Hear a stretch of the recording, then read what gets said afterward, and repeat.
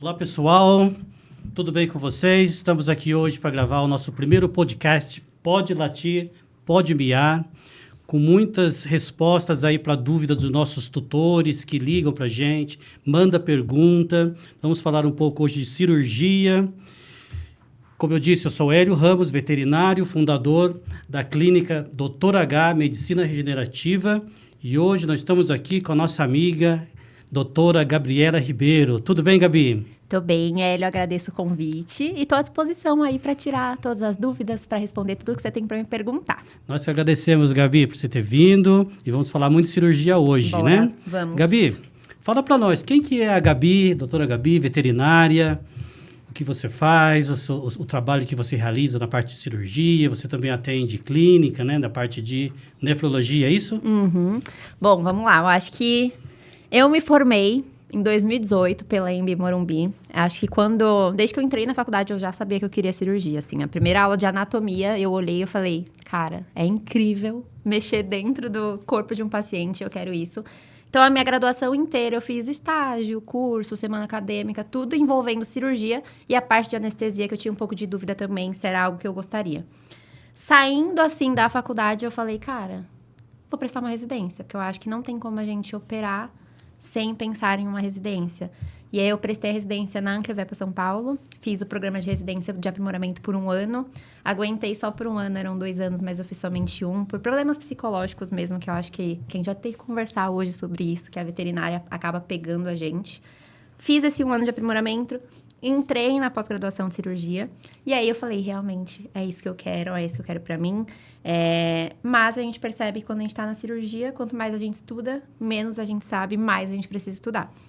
Então, depois que eu terminei a pós, eu fui fazendo diversos cursos. Fiz curso de microcirurgia, de obstrução ureteral, fui para Nova York para fazer um curso também de microcirurgia, e fui meio que afunilando para essa parte de cirurgias urológicas. Essas seriam as subespecialidades Uma dentro subespecialidade, da cirurgia. Exatamente. A cirurgia geral, no começo eu fazia tudo, então castração, mastectomia, cirurgias de neoformação, reconstrutiva, e aí eu fui me apaixonando pela parte de cirurgias do trato urinário.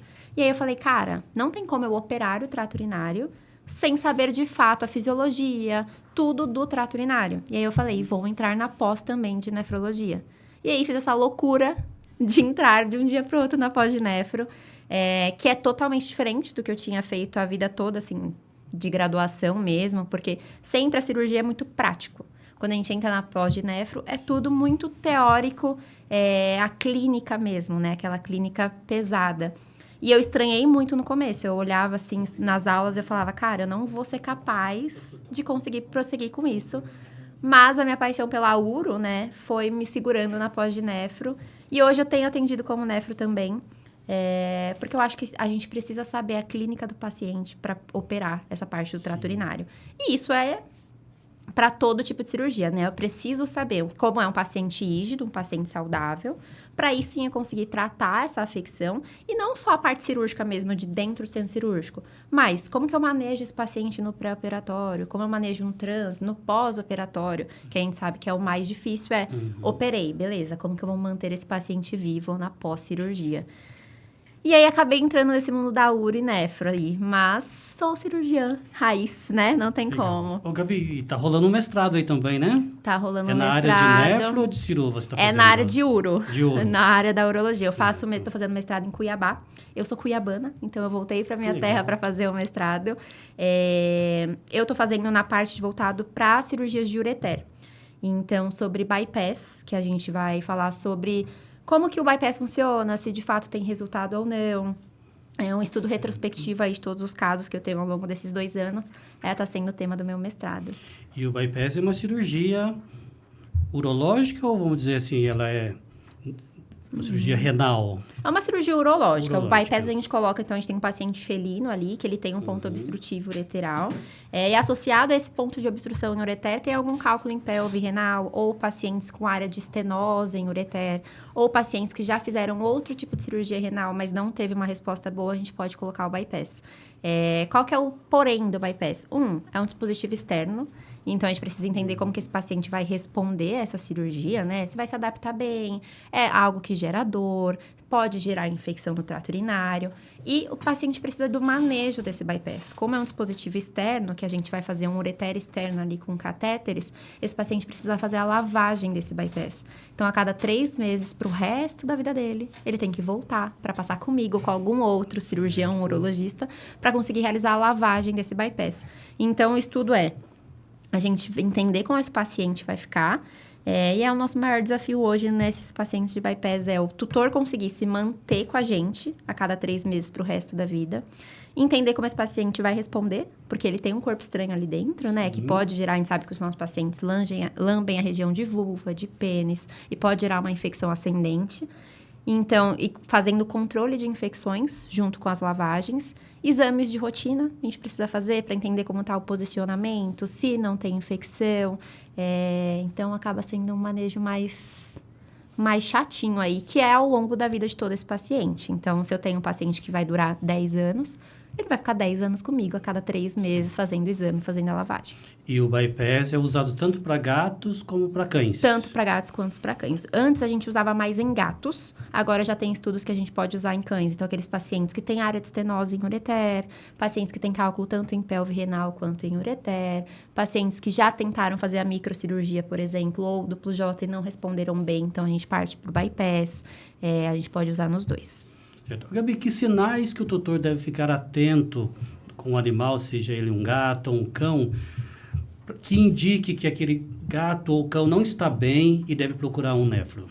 Toda vez que a gente pensa, por exemplo, em pacientes com cálculos, a gente tem duas partes, né? A gente tem os rins, então ali a parte mais superior, ambos os rins, os ureteres, bexiga e a uretra. Quando a gente tem processo obstrutivo, alguma alteração em rim e em ureter, os sinais são mais inespecíficos. Então, aquele paciente fica mais prostradinho, mais chateado, para de comer, diminui um pouco o apetite. Ou, ele tá comendo, mas só quer comer coisas gostosas, não tá comendo como comia antes. Aquele paciente tá mais enjoado, tá vomitando ali.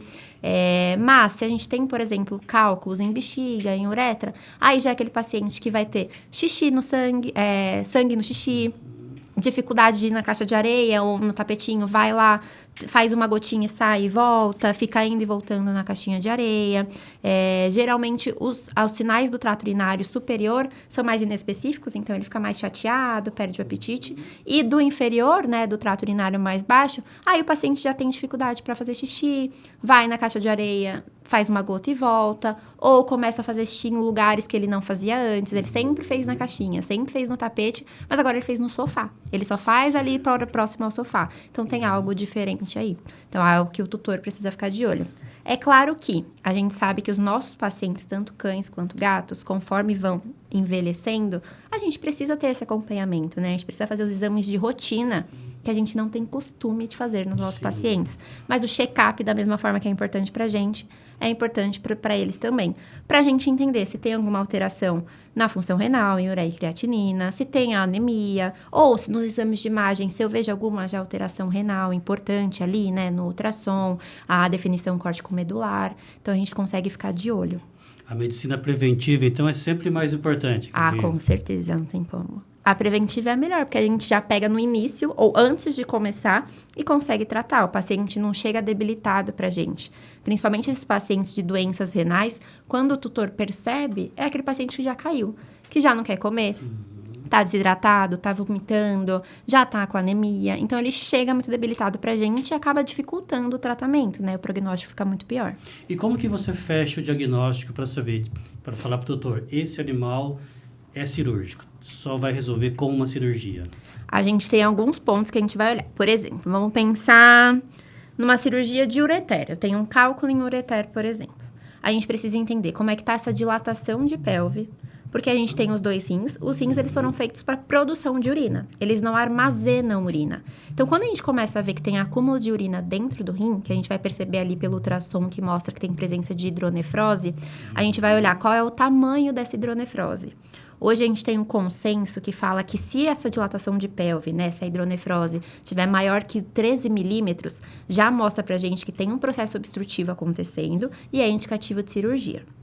Se é maior que 7 milímetros, já é para ligar a lanterninha de, preciso entender o que está acontecendo. E aí eu vou olhar o tamanho dessa dilatação de pelve, vou entender se tem cálculo ou não, se é uma área de estenose ali, o que está gerando esse ponto obstrutivo. Lembrando que para gerar esse ponto obstrutivo pode ser cálculo, área de estenose, neoformação, iatrogenia como ligadura de ureter nas fêmeas, né? Então, entender o que é. Entender como é que está essa minha função renal desse paciente, então como está a ureia, como está a creatinina, como que está o fósforo, para aí eu conseguir falar para o tutor, olha, é um cálculo muito grande, esse cálculo não vai migrar para a bexiga sozinho, tá gerando uma lesão renal, ou seja, tá gerando uma hidronefrose, que tá gerando uma compressão desse parênquima renal, então a gente tem que pensar em cirurgia. E aí eu acabo explicando qual vai ser a técnica escolhida, tudo dependendo da quantidade de cálculos, localização desses cálculos e por aí vai. Mas eu acho que o mais importante é a gente olhar todo o histórico e todos os exames. Às vezes, no começo, a gente tá meio afobado, ainda mais quem gosta de cirurgia, quer operar. Se eu gosto, eu quero operar. E a gente fica pulando etapas. Então, um exemplo que chega muito pra mim é: paciente ou cão ou gato tem um cálculo no rim, um cálculo ali, só que não tem dilatação de pelve, não tem hidronefrose e não tem alteração de ureia e creatinina, não tem alteração de função renal. Esse paciente não é cirúrgico. Nesse caso, faz um tratamento clínico. Esse paciente, nem tratamento clínico, é monitoramento. A cada ali 2, 3 meses ele volta para realizar exames de imagem e exames de sangue. Se não tiver nenhuma alteração, vida que segue. Se for possível, então, inicialmente faz um tratamento clínico antes de ir para a cirurgia. A gente pode até tentar, dependendo da localização desses cálculos. Quando a gente pensa em cálculo, a gente precisa entender onde está. Se ele está no rim, se ele está no ureter, se ele está na bexiga ou se ele está na uretra. Porque dependendo de onde ele estiver, ele vai gerar uma alteração diferente para esse paciente. Então, se ele estiver no rim, mas ele está paradinho ali, ele não gera dilatação de pelve, ele não gera hidronefrose, ele não gera dor, não está gerando nenhum incômodo para o paciente, não tem alteração de função renal, gente, ele vai ficar ali quietinho. Tá? Vou te dar um exemplo. Eu, Gabriela, tenho 3 cálculos no meu rim direito. Só que eles estão quietos. Eles não me geram nada, não me geram incômodo, não estão se mexendo, não tem dilatação de pelve, então eu não faço nada, eu só deixo eles aqui. Pode ser que um dia eles decidam se mexer e eles desçam para o ureter, que é esse canalícula ali que escoa a urina? Pode. Se isso acontecer, aí eu preciso correr atrás do que eu vou resolver. Se vai ser um tratamento clínico com medicação ou se vai ser cirúrgico, como eu já tive que fazer duplo J em mim mesma. Mas a gente vai acompanhando. No caso de um gato, quando você tem essa litíase, né? Esse cálculo, e precisa de uma microcirurgia. Isso seria anteriormente um tratamento anterior a um bypass. Como que é feita essa microcirurgia? Quando a gente pensa na microcirurgia, então, a gente indica a microcirurgia para pacientes que têm cálculo somente no ureter. Então, ele chega pra gente com cálculo só no ureter, não tem nada em pelve renal, tá? E aí, para a realização de microcirurgia, a gente precisa de todos os exames pré-operatórios, como exame de sangue, hemogasometria, ureia e creatinina, fósforo, exame de ultrassom, para a gente conseguir entender a localização desse cálculo, como que está a dilatação de pelve, né, o tamanho dessa dilatação, e o exame de raio-x também. Se esse cálculo for ali radiopaco, a gente consegue ver o posicionamento dele. Pensando no procedimento cirúrgico mesmo, quando a gente entra, eu preciso entrar com um microscópio cirúrgico na cirurgia. Por quê? Porque o ureter de gato, por exemplo, que é o que você me falou, ele tem um diâmetro de 0,4 milímetros. Ele é muito pequeno, tá? Então, eu preciso enxergar esse ureter e, mais do que isso, eu preciso enxergar as camadas do ureter. O ureter, ele tem 3 camadas, a mucosa interna, a muscular e a serosa, né? A adventícia que a gente fala. Para eu fechar esse ureter, eu preciso pegar somente a muscular. Eu não posso pegar a mucosa. Se eu entro sem meu microscópio cirúrgico, como que eu vou identificar as 3 camadas de uma estrutura de 0,4 milímetros? É impossível, né? É impossível, tá? Ah, mas Gabi, meu olho é muito bom. Eu enxergo assim super bem. Gente, não vai dar, tá? Por quê? Porque se, porventura, eu abro esse ureter, retiro o meu cálculo, e na hora da sutura, na hora de fechar esse ureter, eu passo com o meu fio dentro do ureter, O que eu vou gerar? Eu vou gerar uma estenose desse ureter. Então, eu gero um novo ponto obstrutivo, mas pelo meu fio de sutura, que fechou esse canalículo. Tá? Resolveu um problema e criou outro. Eu não resolvi, eu só troquei o problema de lugar. O problema de lugar. Então, assim, a gente precisa entrar. Além disso, o fio de sutura, pra gente realizar, né, a sutura da microcirurgia, é um fio mais fino que o meu fio de cabelo. Então, a gente precisa colocar ali, né, usar o material de microcirurgia, que é o material mais delicadinho. O fio de sutura é um fio 9 zeros ou 10 zeros, que é da finura do meu cabelo. Então, eu preciso conseguir enxergar. Os instrumentais também são específicos. Não, delicadíssimos. Para lavar esses instrumentais, a gente lava com escova de dente, para você ter noção. Para evitar de amassar a ponta. Quando eu faço a microcirurgia, eu evito de deixar o ar ligado.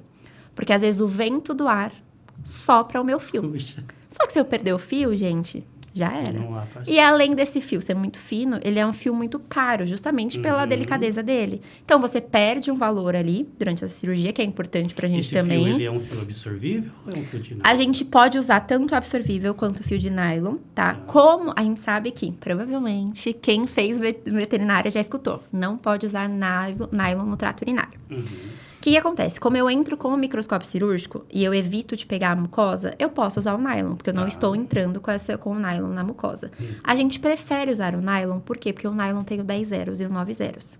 Hoje, no mercado, é muito difícil a gente achar, por exemplo, um PDX 10 zeros. É quase impossível, tá? Eu acho que nem existe um PDX 10 zeros, assim. Eu acho que vai até 8 zeros. Então, a gente acaba priorizando pelo tamanho do fio ser mais delicado, e aí a gente acaba degradando com o tempo, né? O fio de nylon, ele não absorve, mas ele se degrada com o tempo por ser mais fininho. E aí, quando a gente pensa entre um fio inabsorvível e um fio absorvível, qual que é o problema do absorvível? Para ele absorver nesse paciente, ele gera uma reação, ele vai absorver ali por hidrólise, né? Então, gera uma reação desse tecido. Essa reação, toda vez que a gente tem uma inflamação, o que acontece na inflamação? Gera edema.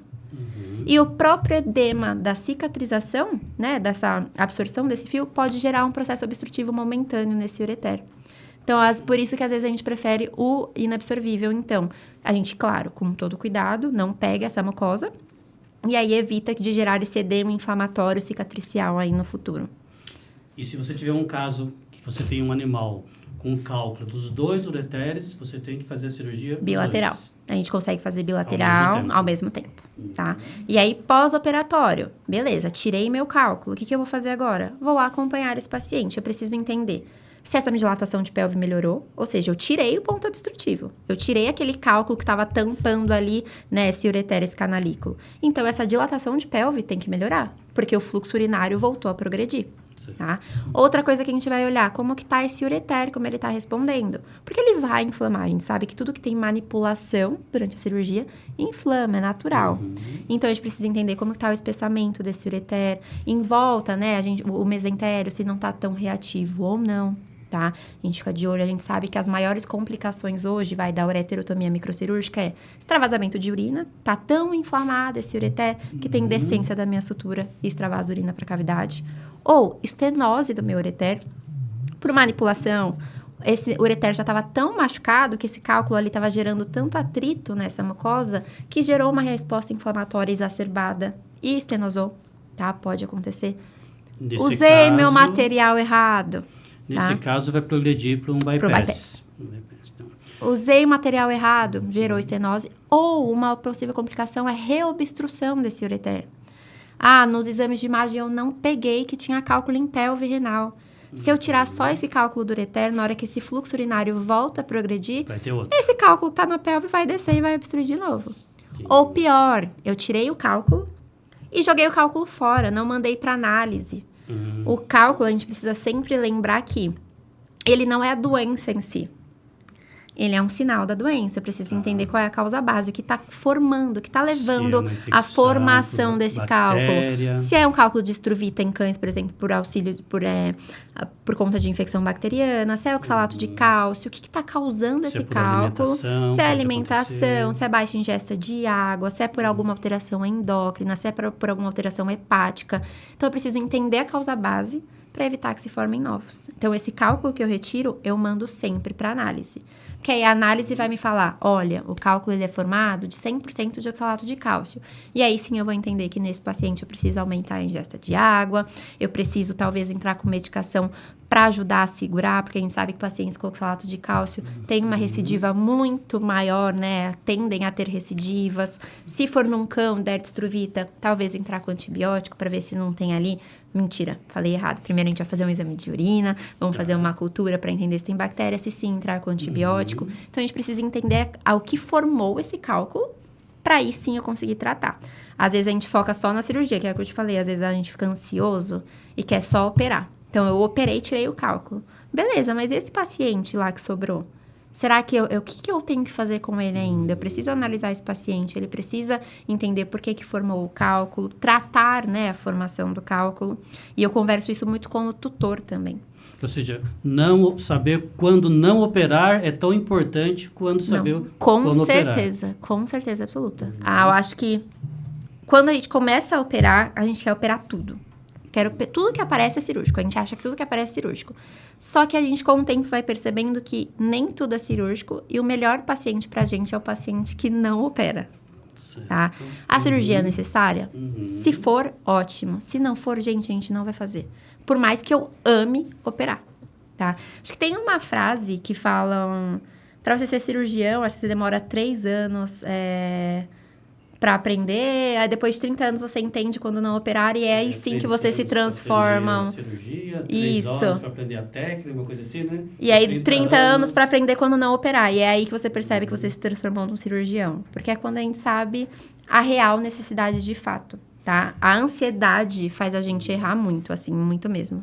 Gabi, e tudo isso tem que ser explicado para o tutor na hora da consulta, na hora da avaliação, na hora que você decide fazer a cirurgia. Fechou o diagnóstico, eu sei que é cirúrgico, eu vou falar para o tutor, explicar tudo isso. Sim. Geralmente, como que eu gosto de fazer? Eu sento com o tutor e eu faço um desenho. Eu literalmente desenho os rins, o ureter, a bexiga e a uretra.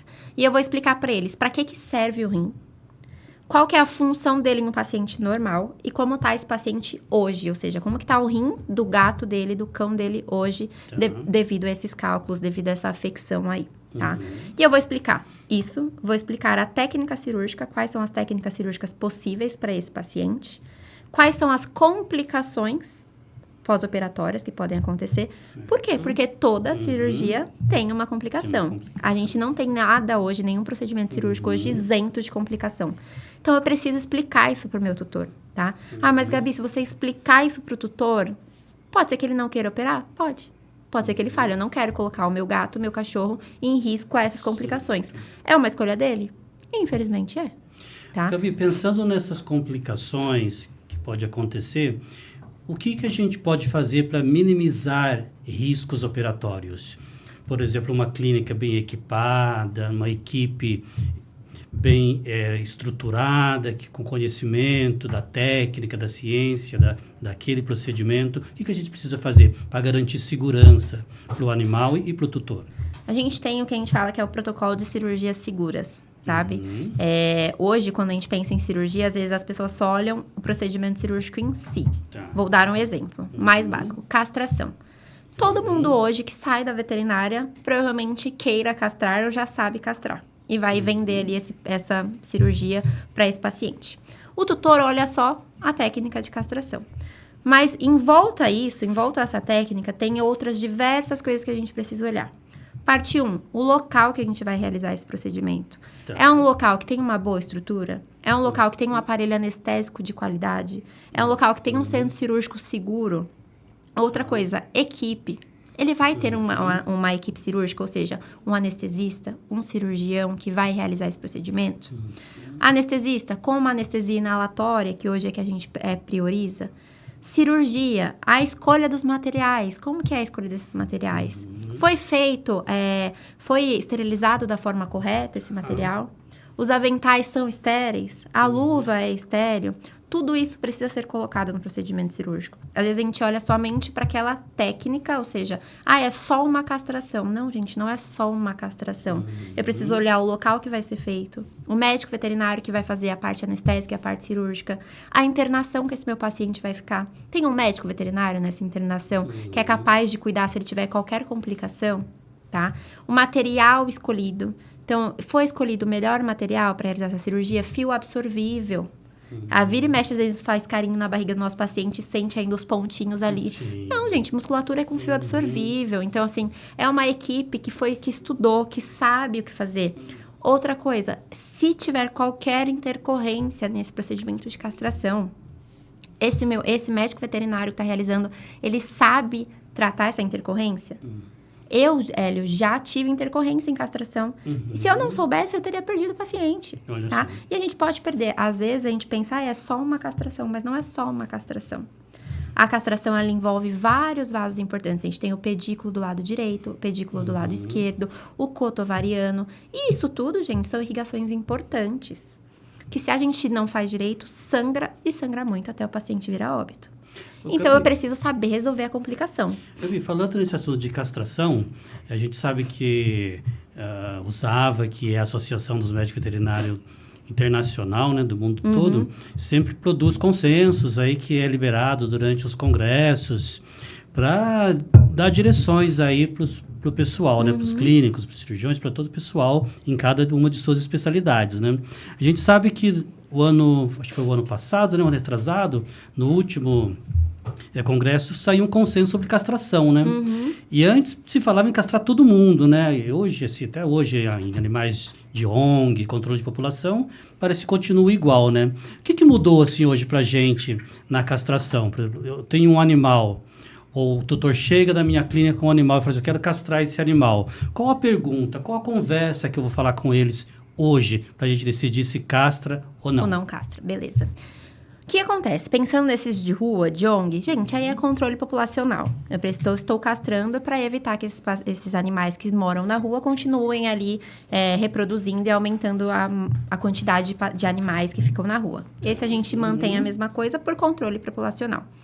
Quando a gente tem os nossos pacientes, né, que chegam pra gente na clínica, a gente precisa entender alguns pontos. Geralmente é aquela pergunta que o tutor sempre fala. Eu castro antes ou depois do primeiro cio?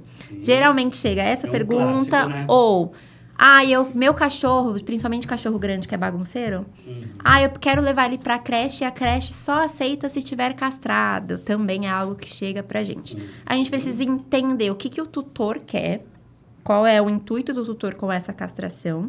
A gente precisa colocar para o tutor o que é a castração e quais são as vantagens e as desvantagens dessa castração. Então, por exemplo, hoje a gente sabe que pacientes grandes, então, Golden, pastor alemão, esses pacientes que aí, conforme vão ficando mais idosos, né, podem desenvolver ali displasia coxofemoral, ruptura dos ligamentos, né, ligamentos do joelho. A gente sabe que esses pacientes, a gente acaba priorizando a castração um pouco mais tardia. Para quê? Para que dê tempo desses pacientes se desenvolverem, para que dê tempo das linhas de crescimento deles, né, se fecharem por completo, para a gente evitar que no futuro eles possam ter essa displasia coxofemoral, essas alterações ortopédicas aí.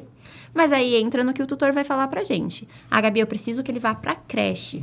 Então, a gente vai priorizar essa parte, mas a gente precisa deixar o tutor ciente que pode ser que eu castrando ele muito novinho, isso não se desenvolva da melhor forma, tá? Por falta da fonte Por de falta, hormônio. exatamente. A gente tem que tudo colocar no papel e deixar muito explicado.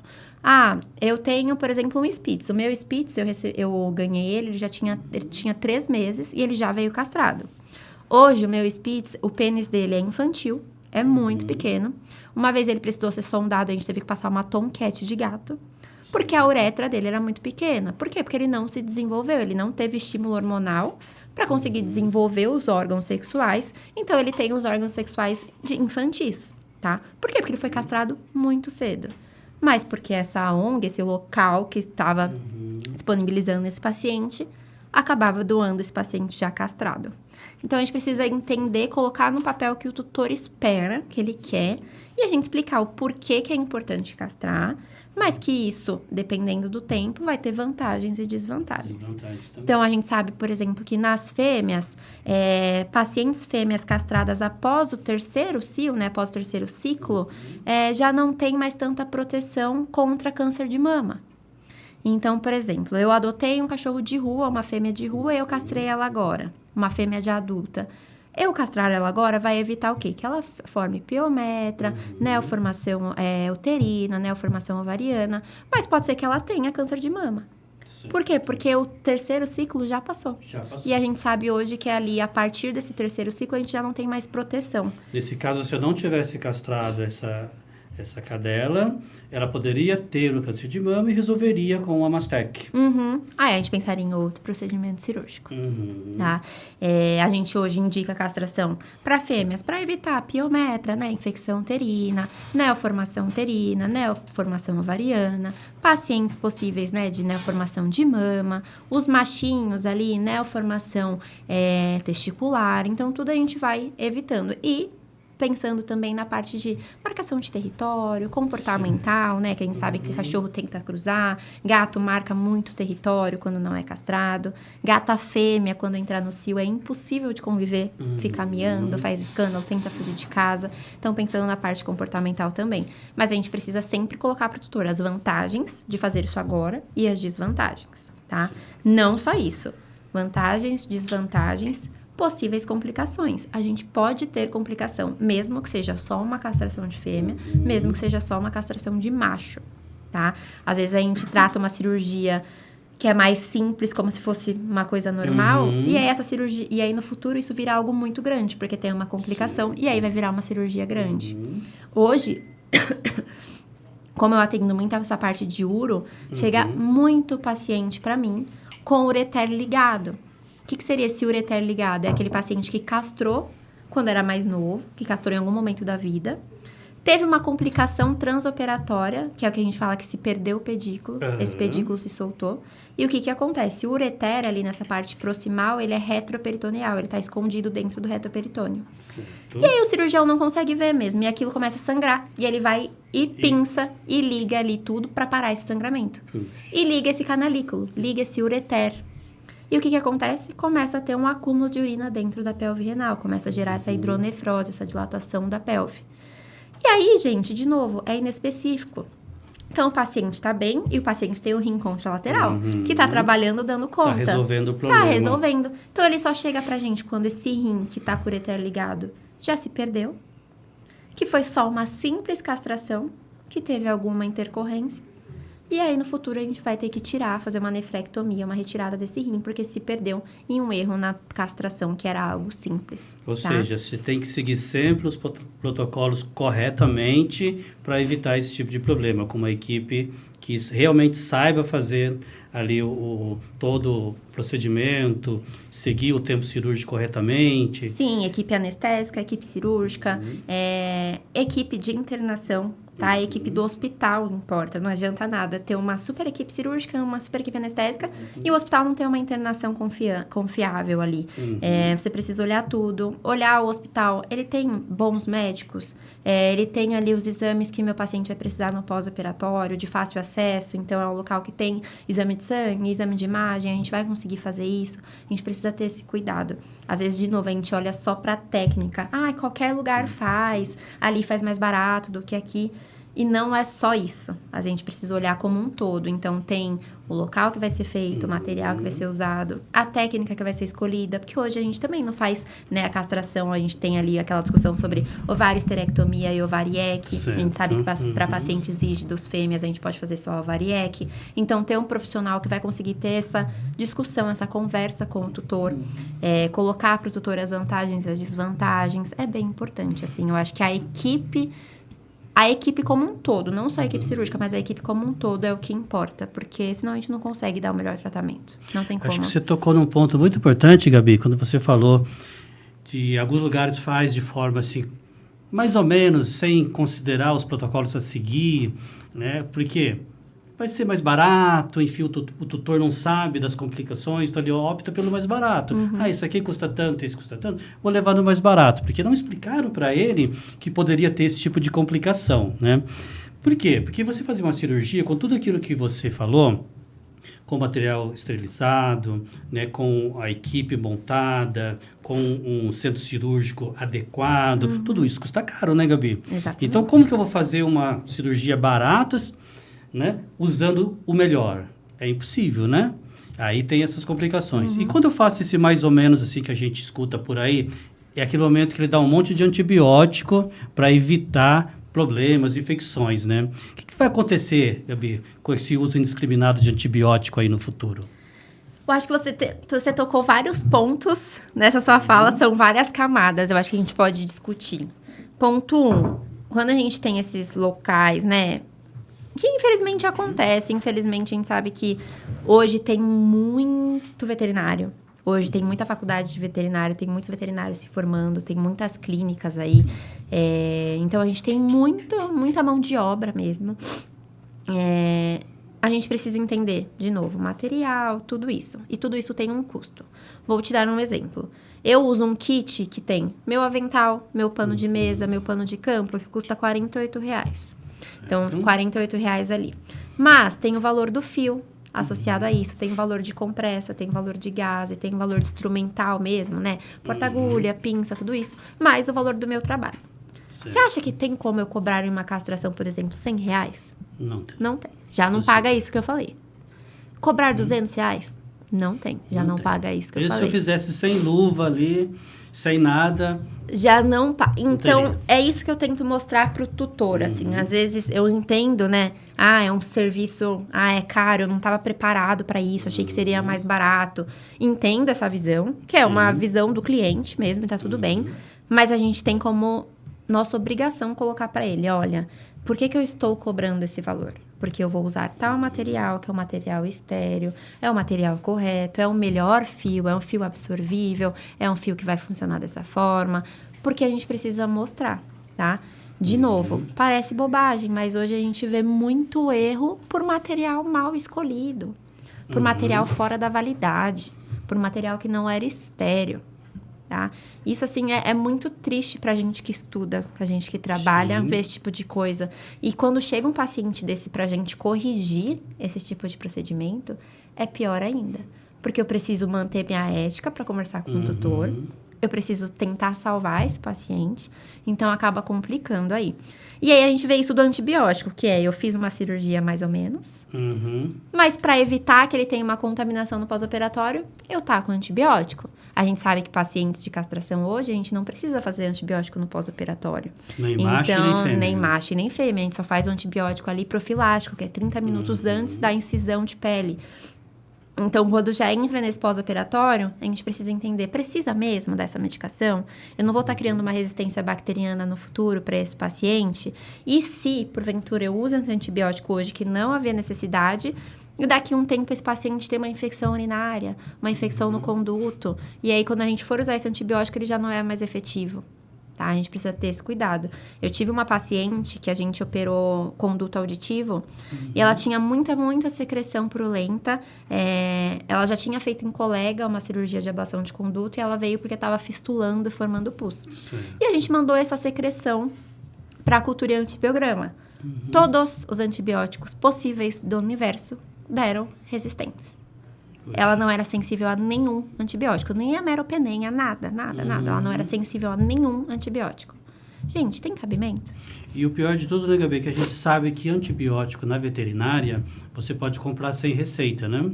Às vezes o tutor vai numa clínica, passa por um procedimento ou um tratamento para o animal, aí depois esse animal fica doente novamente, a pessoa fala assim, acho que é a mesma coisa, eu vou ali na farmácia comprar esse antibiótico. E ele compra, né? Ele compra, às vezes ele tem em casa ainda do que sobrou, ele fala, pode ser que esse vai ajudar. E aí tenta dar 3 dias, aí para, porque o paciente melhorou. E aí vai criando essa resistência, vai fazendo. Isso não só com antibiótico, é anti-inflamatório, vai dando. Eu já tive pacientes que chegaram para mim tomando 3 meses de prednisona. Por quê? Por conta. Porque o tutor falou que ele ficava super bem com a prednisona. Então, o tutor manteve ali, só que aí a gente foi ver a alteração renal super importante, então a gente precisa ter esse cuidado. A alteração endócrina que a gente teve que tratar.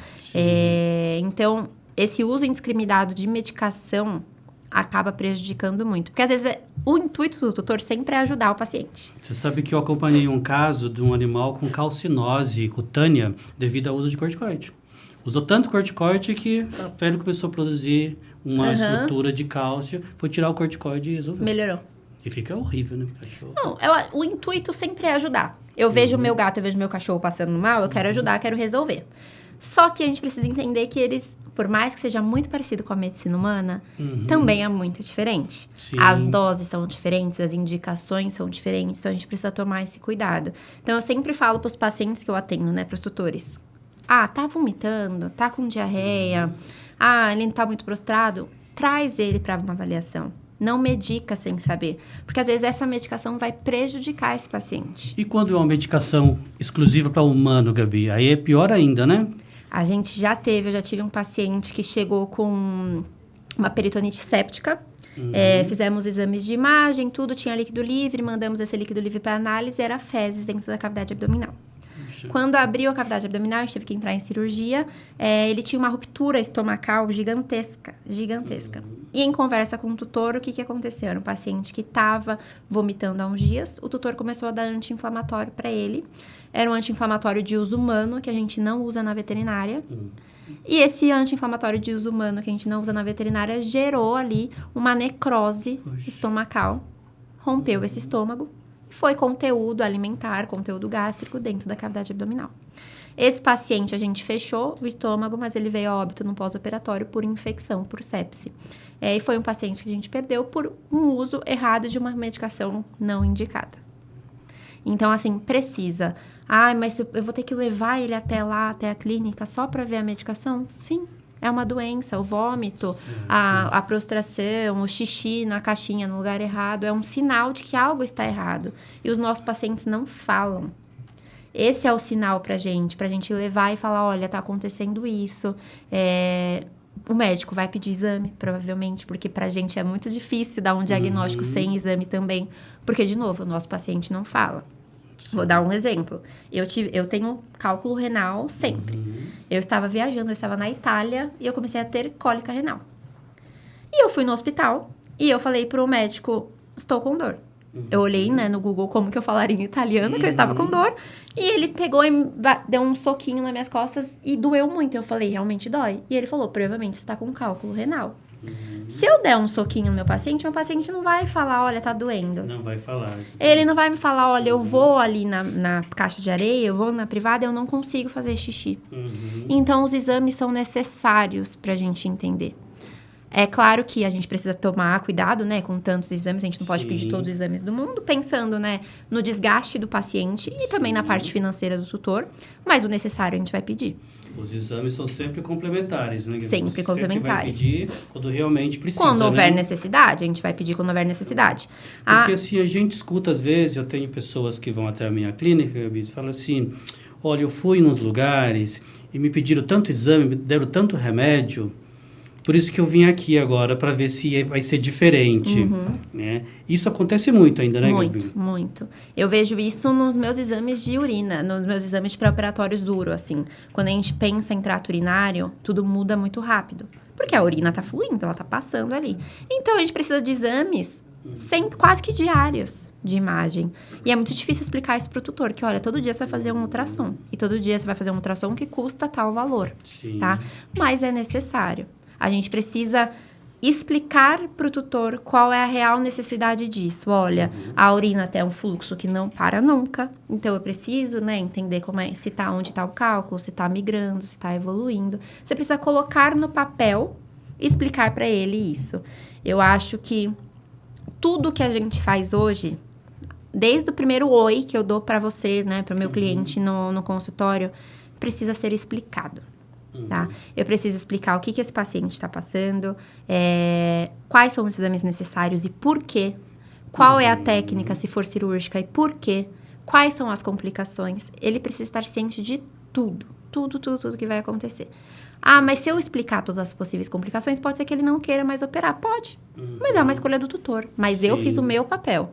E não só isso, algo que a gente precisa aprender a fazer hoje pode ser que a melhor técnica para esse paciente, o melhor tratamento, nem só cirúrgico, mas tratamento clínico, seja um tratamento que não tenha onde eu trabalho, não tenha na minha clínica, ou eu não faça. Mas se é o melhor, eu vou indicar o melhor. Mesmo que não seja comigo. Ah, mas Gabi, eu vou perder o cliente? Vai. Você não vai perder um cliente, você vai caminhando para outro colega que sabe fazer, tá? Você tá perdendo um paciente, mas você está salvando a vida desse paciente. E criando um relacionamento de confiança. E criando um relacionamento de confiança. Porque quando esse paciente ficar bem, pode ser que esse tutor volte pra gente, para fazer acompanhamento com outros animais deles ali. Porque, gente, é jogar com honestidade mesmo. E pensar, se fosse o meu gato, se fosse o meu cachorro, como eu ia querer que ele fosse tratado? Ou se pra você não é tão importante, tá bom. Quem é a pessoa que você mais ama no mundo? É sua mãe? Se fosse a minha mãe precisando de uma cirurgia, quem eu ia querer que operasse a minha mãe? Qual hospital eu ia querer que operasse? Qual o material? Eu ia escolher o mais barato ou não? Eu ia olhar ali quem é referência para escolher de fato. Eu acho que se a gente começar a olhar para esse lado de puxar, né, pro quem é o meu paciente ou quem é o meu filho que eu tô colocando ali na mesa, você consegue imaginar isso melhor. Eu tento sempre olhar para os meus pacientes como se fossem os meus gatos. Eu tenho 3 gatos e um cachorro, que são a minha vida. Então, toda vez que eu tenho um paciente, eu olho e penso, beleza, eu ia gostar que fizessem isso com o Loki? Eu ia gostar que tratassem a Belly dessa forma? Então, eu tento trazer isso para dar o melhor para o meu paciente. E eu tento sempre que o tutor enxergue isso também, para ele conseguir entregar o melhor pro filho deles, né? Ô, Gabi, a gente criou esse podcast, Pode Latir, Pode Miar, para tentar levar aos tutores respostas. Porque a gente sabe que a maioria das pessoas que tem um animal, nem sempre sabe como cuidar daquele animal, principalmente em situações de doença, né? Você acha que isso deveria ser mais considerado por todos os veterinários, pela veterinária como um todo, para mostrar para o tutor a importância de levar o animal ao veterinário, de fazer check-ups, de usar a medicina preventiva para evitar doenças, e como que a medicina veterinária poderia chegar assim mais próximo do tutor, para mostrar para o pessoal como cuidar dos animais e dar uma qualidade de vida para os animais. O que você acha? Isso que a gente está fazendo já é um caminho. Já é um caminho, isso que eu ia falar agora. Eu acho que isso que a gente está fazendo, de conversar, explicar a importância de entender o que está acontecendo, método diagnóstico, tratamentos, isso já é demais. A gente conseguir falar com o tutor, mostrar para eles tudo isso, já é um caminho. Lembrar que esse cão, esse gato, gente, é uma vida. A gente, ser humano, a gente sente e a gente fala. Então, eu tô com dor de cabeça, eu falo, gente, eu tô com dor de cabeça. Ah, eu tô com dor de barriga, eu estou com dor de barriga. O cão e o gato não falam. E lembrar que cão e gato, gente, eles são animais da natureza, que são presas na natureza. Então, o que acontece quando o paciente, existe uma presa? Ele tem dor, mas ele segura a dor. Porque se ele mostrar a dor, o predador vai lá e devora ele. Então, os nossos pacientes demoram muito para mostrar pra gente que tá doendo. Demoram muito para mostrar que não tá bem. Eles demoram muito para ficar caídos em casa. Então, sabe aquele olhar delicado, aquele olhar minucioso de, olha, hoje o Bob não tá bem. Ele sempre vem comer comigo, hoje ele não veio. Gente, isso é essencial para os nossos pacientes. Eu sempre tenho tutor que fala, eu sou meio louca. E eu falo, gente, eu amo tutores loucos. Porque é o tutor que traz o paciente quando tá no mínimo sintoma. E a gente consegue salvar esse paciente, dar um melhor prognóstico para ele, assim. Então, eu sempre falo, não posterguem. Amanhã eu levo, semana que vem eu levo. Depois eu faço. Não, gente, faz agora. Tá? E a gente tem que ter essa sensibilidade também de entender que o tutor também sofre, né? Porque o animal está doente, o tutor também está sofrendo com a doença do animal, não sabe o que está acontecendo. Eu sempre falo assim, que a gente tem que respeitar muito o tutor naquilo que ele nos pergunta. Eu falo que se pedir uma olhadinha, eu dou uma olhadinha. Eu falo, sou veterinário, dá uma olhadinha. Porque sempre vira uma consulta, sempre vira um relacionamento de confiança, né? E isso não custa nada pra gente, né? Gente. Obviamente que eu não vou... naquela olhadinha, deixar de falar o que tem que ser falado. Eu vou explicar tudo e aquilo vai virar uma consulta, né? Então, assim, Acho que é importante a gente ter esse respeito com o tutor também, né? Não fazer, tipo, brincadeiras com o tutor, piadas falando com o tutor. Eu teve uma vez que, graças a Deus, Hélio, desde que eu me formei, eu fui acolhida por pessoas muito boas, assim, que sempre me deram uma direção de como seguir, para onde seguir. E hoje eu tento ser assim com os meus estagiários, com os meus alunos, eu sempre tento passar isso. E uma vez o Daniel Jarruge me falou assim, a gente não pode julgar o tutor. Nunca. Então, às vezes, vai vir um tutor e vai falar, Gabi, eu não consegui trazer antes porque eu trabalho, ou eu não consegui trazer antes porque eu tô sem dinheiro. Não é minha posição julgar o tutor pela demora, quando ele trouxe, por que trouxe. Não. A minha posição ali ele trouxe agora e eu vou resolver a partir do que a gente tem agora, tá? Então, eu sempre tento evitar, né, não julgar. Gente, independente, você trouxe agora, a gente vai trabalhar junto para fazer o melhor para esse paciente. 2, jogar real. Eu acho que a gente precisa ser sincero com o tutor. Em relação a possibilidades para esse paciente, em relação a como esse paciente vai evoluir esse tratamento, tá? Deixar ciente, olha, pode ser que ele fique bem, como pode ser que provavelmente esse paciente não vai aguentar esse tratamento. Eu já tive pacientes que vieram para mim para operar de bypass em decúbito lateral, sem pressão. Aquele paciente que a gente sabe que não vai dar certo. E eu sentei e falei, olha, de verdade, eu não indico essa cirurgia agora, porque você vai gastar um dinheiro super alto. A gente vai fazer esse paciente passar por um procedimento cirúrgico e anestésico para ele não aguentar esse procedimento. Então, a gente precisa ser sincero. E aí, quando a gente é sincero, quando a gente acolhe, a gente cria uma relação de amizade, não tem como, tá? E a relação de amizade com o tutor é muito bom. Por quê? Porque você cria alguém, você ganha alguém para sua vida. Você consegue fazer o seu trabalho da melhor forma, porque você trabalha com sinceridade, de falar, olha, eu tentei, assim não deu, vamos tentar outro método. Porque também a gente, né, como médico veterinário, a medicina tem diversas opções de tratamento. E a gente vai indo no caminho ali que vai apresentando pra gente. Pode ser que a opção A não seja o suficiente, eu tenho que fazer a B. Como, por exemplo, pode ser que uma micro não seja o suficiente e eu tenho que fazer um bypass. Então, eu já preciso ter conversado isso com o tutor, ter criado a confiança para ele entender que pode ser que tenha um gasto hoje e outro gasto amanhã. E outro gasto daqui 30 anos, sei lá. Tá? Então, a gente precisa ter esse cuidado. Gabi, perfeito. Queria agradecer muito você ter vindo aqui com a gente participar desse nosso primeiro podcast. Acho que foi muito legal nossa conversa. Acho que tem muita coisa ainda para a gente falar. Vamos ter outras oportunidades de falar. A gente está criando esse podcast para isso, para ajudar a responder dúvidas de tutores. E eu gostaria, assim, que você falasse agora um pouco de você, do seu Instagram, de como contactar você para suas consultas, se alguém quiser fazer uma consulta, uma cirurgia.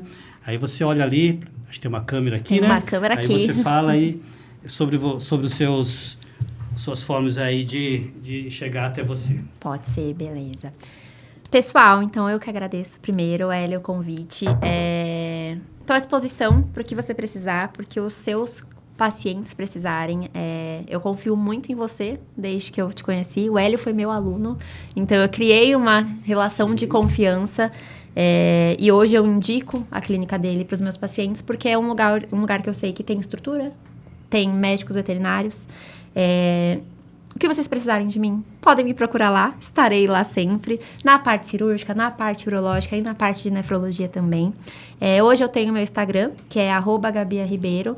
Nesse Instagram eu coloco toda a minha vida, então tem quem é a Gabriela no pessoal ali, mãe de pet, que gosta de estar com a família, que gosta de estar com os amigos, mas tem a minha parte profissional, então eu posto o que eu faço, as aulas que eu dou, os cursos que eu vou estar dando. Hoje eu estou dando curso na cidade de Cuiabá, também no Mato Grosso. Então, se caso tiver qualquer dúvida, quiser me conhecer, quiser marcar uma consulta comigo, pode me mandar mensagem pelo Instagram também, ou procurar o Dr. Hélio, que ele vai passar meu contato. Mas eu acho que o recado que eu deixo, assim, para alunos, né, para quem é veterinário e para tutor. Para quem é veterinário, gente, estudem, tá? Eu acho que a gente precisa estudar, a gente precisa ir atrás sempre do melhor, para a gente conseguir oferecer o melhor para o nosso paciente. Quando a gente está muito seguro, eu sei tudo, eu sou fera nisso, é aí que a gente erra, é aí que a gente vacila e a gente acaba prejudicando esse animal, tá? E para os tutores, gente, confiem na gente, confiem no processo. A gente está aqui para ajudar sempre no que é necessário. A gente está aqui para guiar vocês no melhor. Nós somos pais e mães de pet. A gente sabe o quanto é importante um pet na nossa vida. Então, a gente vai oferecer sempre o melhor que for possível para esse animal, tá? E agradeço de novo o convite. Foi muito legal conversar com vocês. Espero que eu não tenha falado muito. Foi maravilhoso, Gabi. Foi ótimo, viu? Gostei muito da nossa conversa. E eu quero agradecer também o pessoal que nos acompanhou, o pessoal que vai nos acompanhar. E inscreva aí nos nossos canais. E quando tiver dúvida, manda pra gente que a gente vai responder tudo aqui no nosso podcast. Pode latir, pode miar. Combinado. Essa é uma boa, mandar as dúvidas pra gente. Sim. E a gente vai responder no próximo podcast. Com Estou certeza. pronta. Fechado.